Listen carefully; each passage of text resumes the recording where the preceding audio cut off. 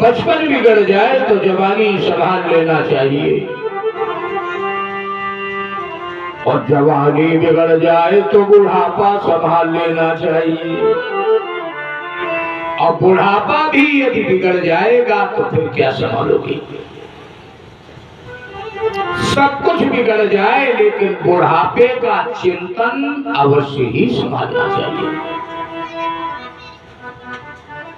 क्योंकि बुढ़ापे का चिंतन जैसा होता है जीव की वैसी ही सदगति या दुर्गति होगी।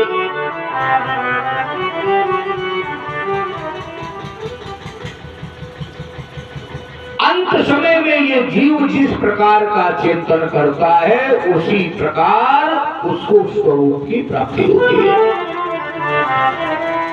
कि अंत काल मन जीवया और धरता जिसका ध्यान है,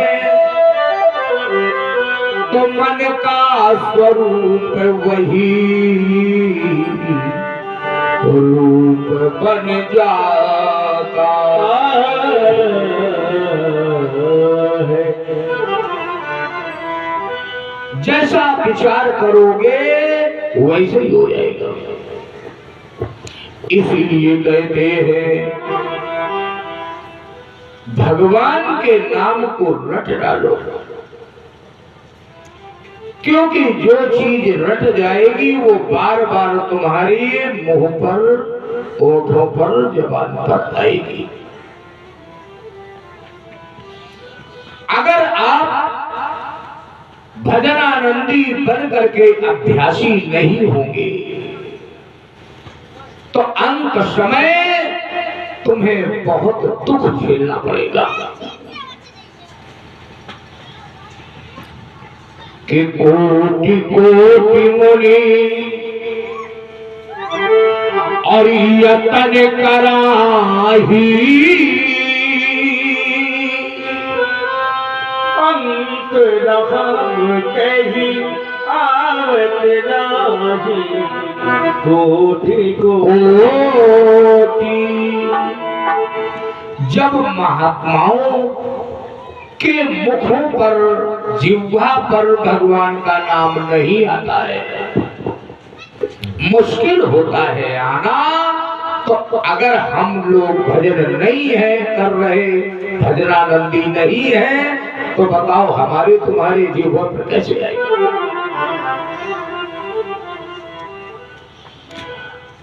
जब राजा परीक्षित गंगा जी के किनारे चले तो हजारों हजार संत महात्मा राजा परीक्षित के पीछे पीछे चलने लगे।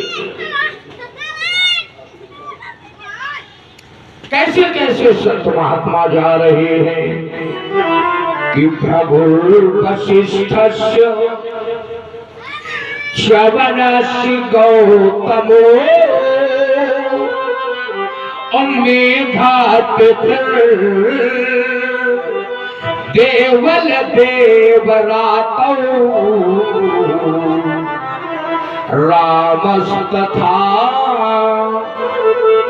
अगाधिसुतश्च शाकलो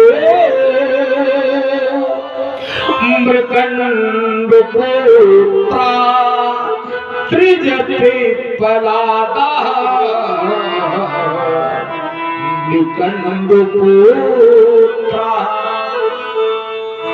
ऐसे बड़े बड़े दिग्गज संत महात्मा राजा परीक्षित के पीछे पीछे चल गए।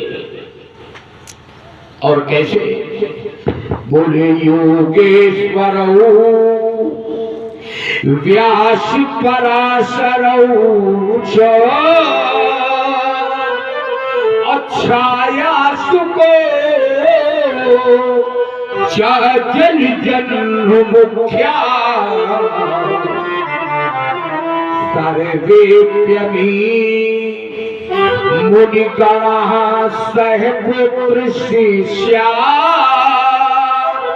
अस्वस्त्रीभिरायुरपि प्रलयेन युक्ता स्वस्त्रीभिरा।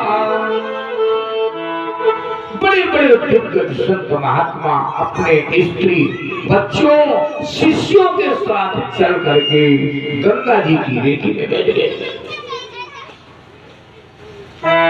राजा परीक्षित ने सभी से कहा, आप सभी मेरे कल्याण के लिए आए हो, हमें 7वें दिन तक नाग काटेगा और हम मर जाएंगे।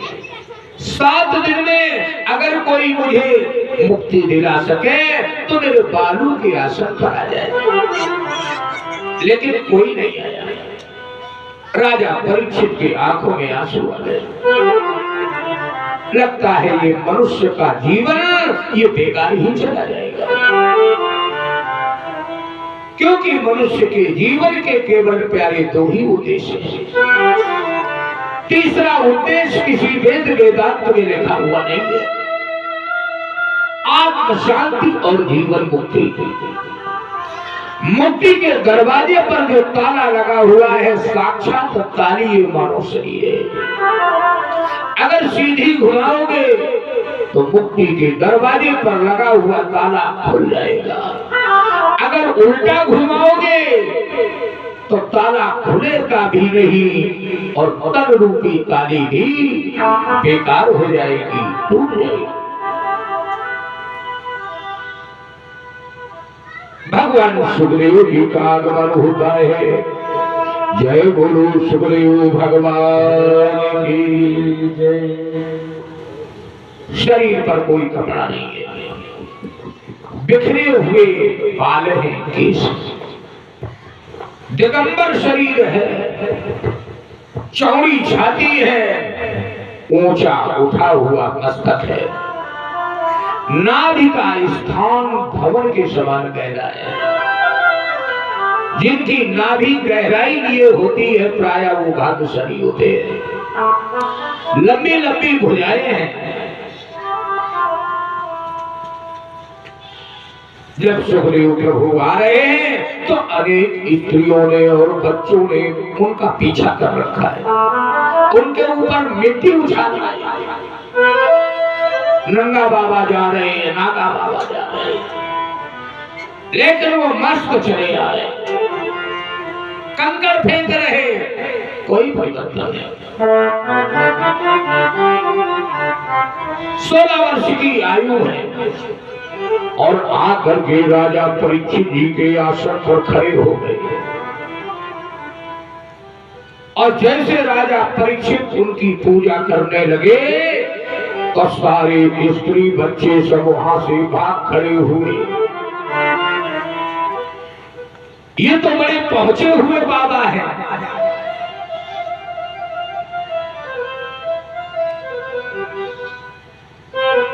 जय बोलो सुखदेव भगवान की जय। कैसा स्वरूप है जरा देखें कि तम त्वयष्ट वर्षम और सुकुमार पाद और करो रूपाखिल से कपोल गात्रम चार्वायता छोन्नशतुल्य कर्ण असुरभवाननम कंबुसुजात कंठम सुरभवाननम। वयस्क 8 का दूना अर्थात 16 वर्ष की आयु है। सुकुमार पाद उनका कोमलांगी शरीर है। कपोल गात्रम, कपोल बने मुखमंडल का हिस्सा, गात्रम माने शरीर कोमलांगी है। कान बड़े बड़े हैं बराबर के, शंख के आकार की उनकी ग्रीवा है। निगूढ़ प्रथुतुंग वक्षसि मावर्तनाभिवलिं वलीभूतरं च दिगंबरं वक्र विकीर्ण के अप्रलंब बाहु स्वमलोकनाभं प्रलंब बाहु। लंबी लंबी हो जाए, प्रलंब बाहु माने लंबी लंबी हो जाए। स्वमलोकनाभं मस्तक उठा हुआ है। जिनका मस्तक उठा हुआ होता है प्रायः वो भाग्यशाली होते हैं। निगूढ़ जतन, ये जो हंसली है उनकी मानसली युक्त है।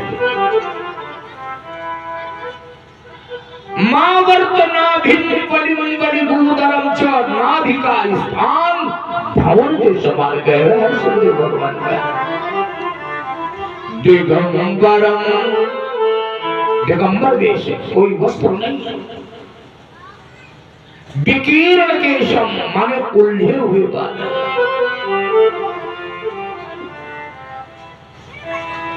तुंग बक्षस, सीना छाती उभरी हुई है। शरीर का गठन भी व्यक्तित्व बढ़ाता है।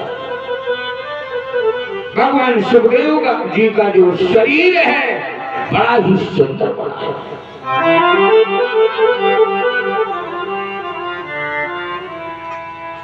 जय गुरु सुखदेव भगवान की। राजा परीक्षित ने 16 प्रकार से पूजन किया है। और आजकल के कुछ परीक्षित ऐसे होते हैं जो 7 दिन भी बीत जाते हैं, एक बार और व्यास जी के चरण न छुए। लेकिन राजा परीक्षित ने क्या किया? 16 प्रकार से और करी पूजन,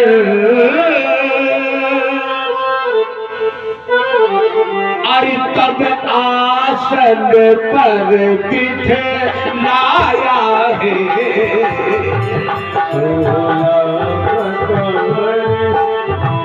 करी पूजन फिर आसन पर बिठलाया है।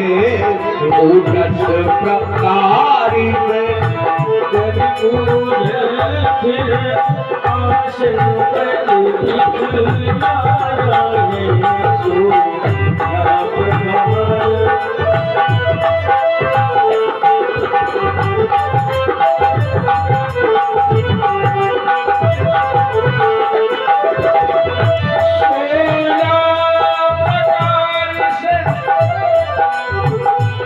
पूजन फिर आसन पर बिठाया है।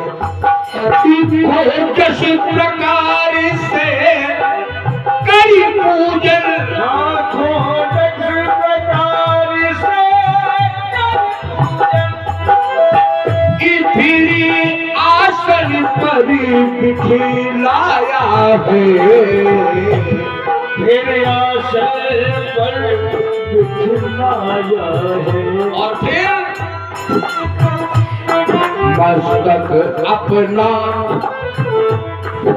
चरणों में रख कर, मस्तक अपना चरणों में रख, मस्तक अपना चरणों में रख कर अपना सौभाग्य जताया है।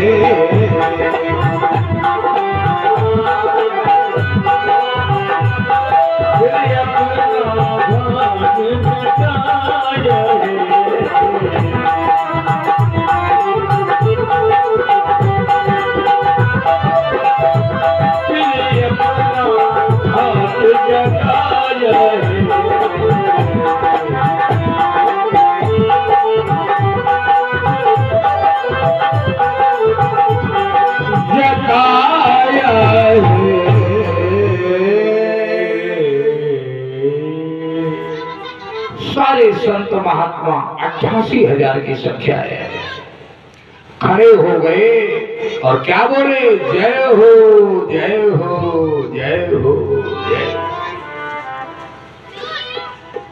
भगवान सुखदेव जी ने कहा, राजन तुम्हारी आंख में ये आंसू,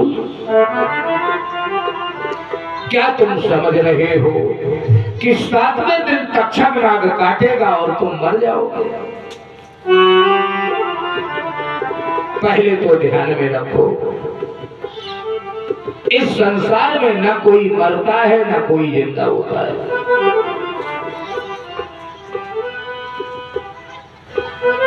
राजा परीक्षित ने कहा, समझे नहीं। भगवान सुखदेव जी ने कहा, इस शरीर के अंदर जो आत्मा है, कि नैनम छिन्दन्ति शस्त्राणि अनैनम दहति पावकः नाचैन्यं क्लेन्द्यं तापो ना शोषयति मारुतः। इस आत्मा को कोई मार नहीं सकता,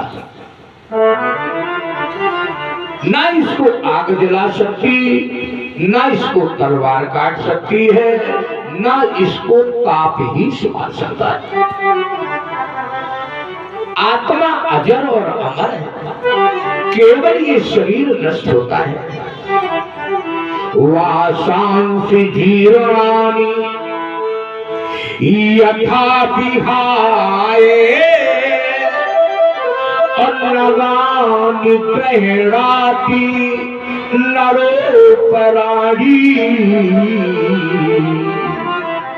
तथा शरीराणि विहाय जीर्णा अन्यैन्यानि शय्यांति नवानि देहि नवानि शय्यांति। जैसे पुराने जर्जर वस्त्र जब हो जाते हैं, तो ये मनुष्य पुराने जर्जर वस्त्रों को परित्याग करके जैसे नए नूतन वस्त्र धारण करता है, वैसे ही इस शरीर के अंदर की आत्मा पुराने जर्जर शरीर का परित्याग करके नूतन शरीर को ये आत्मा धारण करता है। इसी को अज्ञानी जन जीवन और मरण कहते हैं।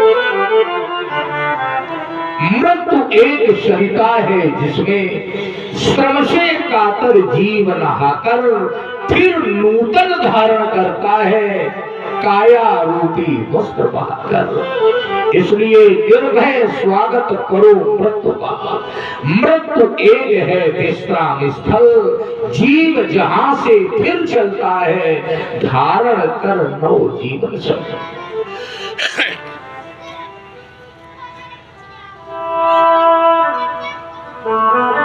महाराज कोई मरता जीता नहीं है। राजा खटवांग की आयु जब मात्र 2 घड़ी शेष रह गई थी, तो सब कुछ त्याग करके भयहारी भगवान को प्राप्त कर लिया था। और राजन, तुम्हारे जीवन के तो अभी 7 दिन बहुत से करणीय कर्मों को करते हुए अभी तुम इस लोक की और परलोक की दोनों की व्यवस्थाओं को सुनिश्चित कर सकते हो। राजा परीक्षित ने कहा, करना क्या पड़ेगा? अब भगवान सुखदेव जी कथा सुना है। राजन, जितासनो जितश्वासो और जित संगो जिते प्रिया, और इस थोले भगवतो रूपे मना संधार ए धिया मना संधार। भगवान भगवान सुखदेव जी कह रहे हैं, राजन जितासन, आसन जीत के बैठ जाओ। महाराज समझे नहीं, बोले जब तुम्हें अपने बैठ करके तुम्हें तन बदन का होश नहीं, केवल मेरी बात ही तुम्हारे कानों के में जाए, बाकी कुछ नहीं, तब समझो कि आसन तुम्हारा जीत गया। ये बात परीक्षित के लिए नहीं है, ये बात हमारे तुम्हारे लिए भी है। चाहे 1 घंटे बैठो, चाहे आधे घंटे बैठो, चाहे 10 मिनट बैठो, लेकिन आसन जीत के बैठो। अगर तुमने आसन जीता नहीं तो बात तुमको समझ में नहीं आएगी। बोले जितना श्वास हो, अपनी श्वासों को जीतो, क्योंकि हमारा तुम्हारा जीवन दिनों के आधार पर नहीं है, सांसों की गिनती के आधार पर। 24 घंटे में मनुष्य 21,600 बार सांसें लेता है। सांसों की गतियां गिनती जब पूरी हो जाएगी तो ना एक श्वास आप ज्यादा ले सकते, ना एक श्वास आप कम ले सकते। ऊपर चली गई सांस तो बस टंगी रहेगी, नीचे छोड़ दी सांस, गिनती पूरी तो खेल खत्म और बस आ जाओ। इसीलिए तो साधक कहते हैं कि हर श्वास में हो प्रभु सुमिरन तेरा, और यूं ही बीत जाए हाय ये जीवन मेरा, हर श्वास में।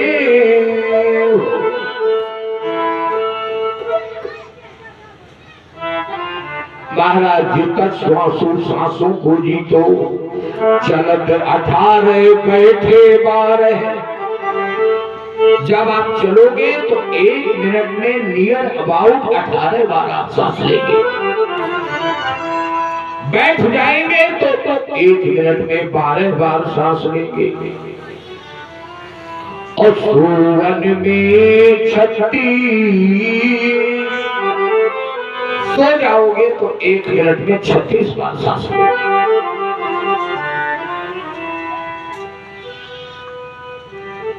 सांसों को जीतो। अगर श्वासों को आप न जीत पाएंगे तो मन कभी, चंचल मन तुम्हारा एकाग्र हो ही नहीं सकता। तुम्हें कभी कभी क्रोध आता है तो श्वास की गति बढ़ जाती है,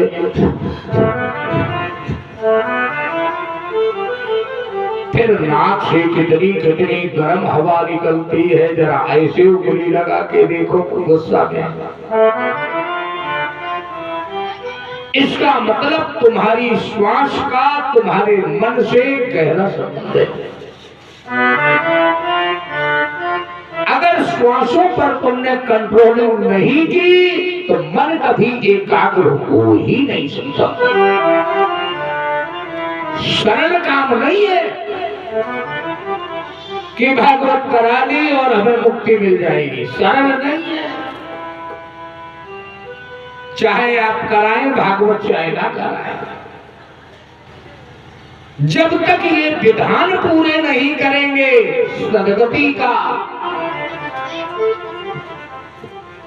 सदगति का मार्ग प्रशस्त नहीं होगा।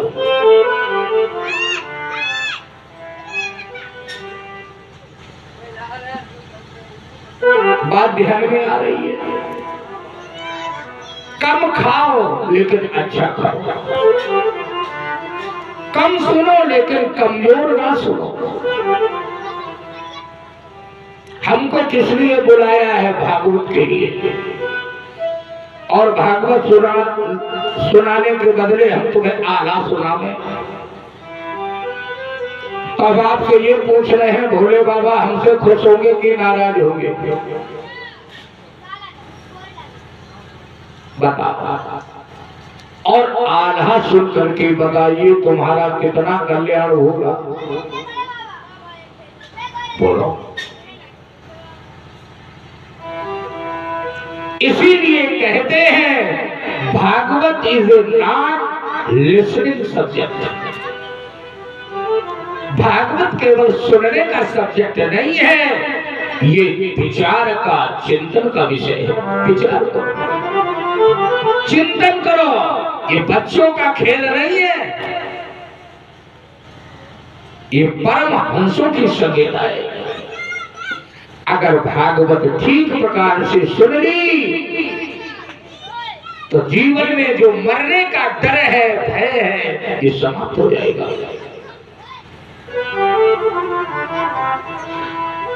जय बोलो सुखदेव भगवान की। जितासनो जित श्वासो और जित संगो जितेंद्रिया। भगवान सुखदेव जी कह रहे जित संगो, असंग बन जाओ। परीक्षित राजा बोले समझे नहीं। भगवान सुखदेव जी कह रहे अब बैठे हो तो संसार से मन हटा करके बैठे और ये सोच के बैठो कि अब ऐसा कोई नहीं है जो तुम्हारा हो सके और ऐसा भी कोई नहीं है जिसके तुम हो सकोगे। यहाँ बैठो परीक्षित जी तो दुनिया से रिश्ता तोड़ करके बैठो, भगवान से रिश्ता जोड़ के बैठो। क्योंकि जब तक संसार से नाता बना रहेगा भगवान से नाता जुड़ेगा नहीं। Noted by point. सारे रिश्ते नाते तोड़कर बैठो, भगवान से नाता जोड़ के बैठो। क्योंकि जब तक संसार के रिश्ते नाते ये टूटेंगे नहीं मीरा की तरीके से, तब तक भगवान से नाता जुड़ेगा ही। परीक्षित जी जब दुनिया के दरवाजे बंद हो जाते हैं तभी भगवान का दरवाजा खुलता है। हम दुनिया भी अच्छी लगती रहे, भगवान के चरण भी अच्छे लगेंगे, ऐसा हो नहीं सकता। कभी कभी हम भगवान की पूजा करते हैं, बाद में सोचते हैं कि पूजा का फल तो मिल ही नहीं रहा है। भगवान की पूजा का फल मिल रहा है कि नहीं मिल रहा है, इसका आकलन किस प्रकार से होता है। भगवान की पूजा करते करते जब तुम्हारा मन संसार से अलग हटने लगे तो समझ लेना कि पूजा का फल मिलना शुरू हो गया है। क्योंकि प्यारे जब तक संसार से आसक्ति रहेगी तब तक तुम्हारे जीवन की मुक्ति हो ही नहीं सकती। संसार से विरक्ति ही मनुष्य के जीवन में मुक्ति का कारण बनती है। जब तक संसार में आसक्ति रहेगी जीवन कभी मुक्ति की ओर जा ही नहीं पाएगा।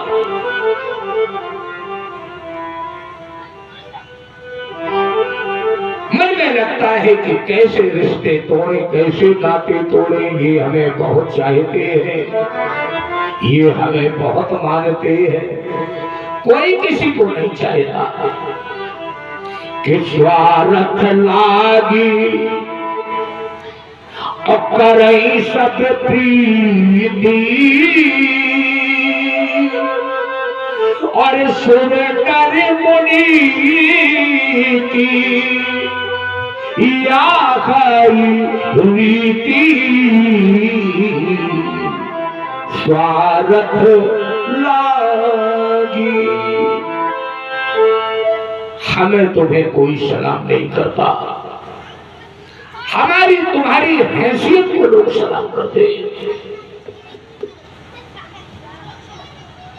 आज ये माताएं बहनें भी बैठी हुई है, जब तक तुम्हारे शरीर में खून है, तुम्हारा शरीर आकर्षणमयी लग रहा है, तब तक न जाने कितने लोग तुम लोगों की तरफ ललचाई नजर से देखते हैं। और जिस समय ये शरीर जर्जर हो जाता है, लोग बुढ़िया बुढ़िया कह करके किनारा काट देते हैं। तो मनुष्य बनी नहीं,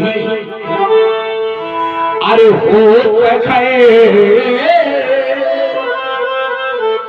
समय हो बलवान, और भीलन लूटी प्यारे भूतिका, ओरी अर्जुन ओही भीलन लूटी। इसीलिए वक्त रहते हुए संभल जाने का नाम ही प्यारी ज्ञान है। फिर पछताए हो जब चिड़िया चुग गई। अरे बोलो ना,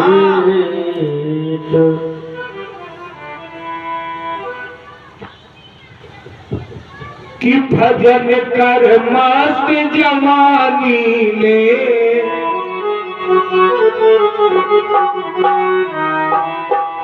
कि भजन कर मस्त जवानी में, बुढ़ापा किसने देखा है।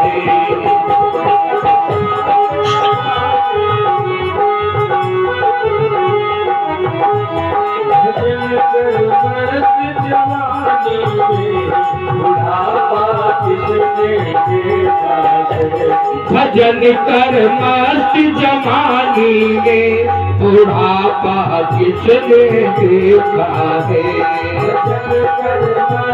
जोरदार ताली। बुढ़ापा किसने देखा है।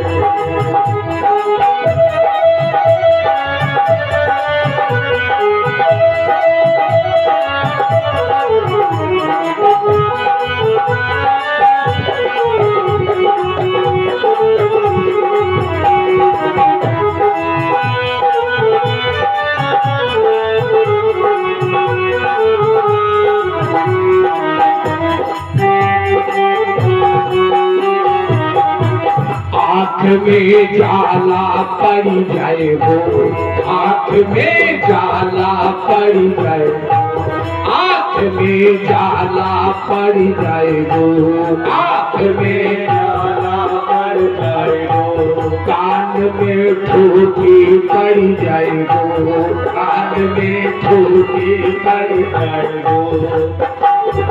ये बुढ़ापा किसने देखा है, बुढ़ापा किसने देखा है। भजन कर मस्त जवानी में, बुढ़ापा किसने देखा है।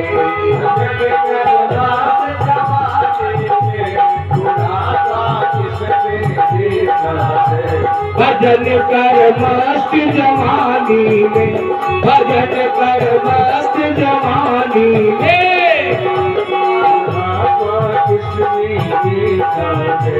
भजन कर मस्त जवानी में, बुढ़ापा किसने देखा।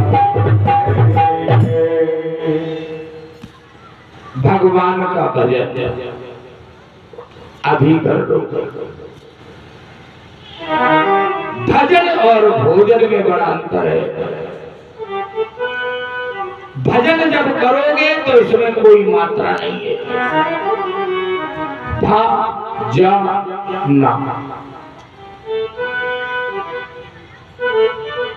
भजन करो चाहे जितना भजन करो। अब भोजन इसमें मात्रा लगी है। भोजन को एक निश्चित मात्रा में करना है।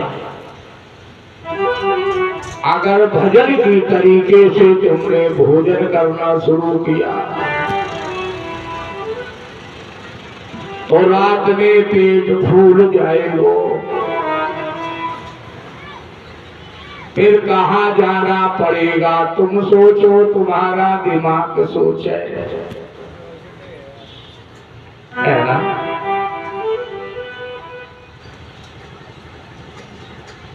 आज भगवान सुखदेव जी कह रहे असंग बन जाओ, सारे रिश्ते सारे नाते ये सब स्वार्थ के नाते।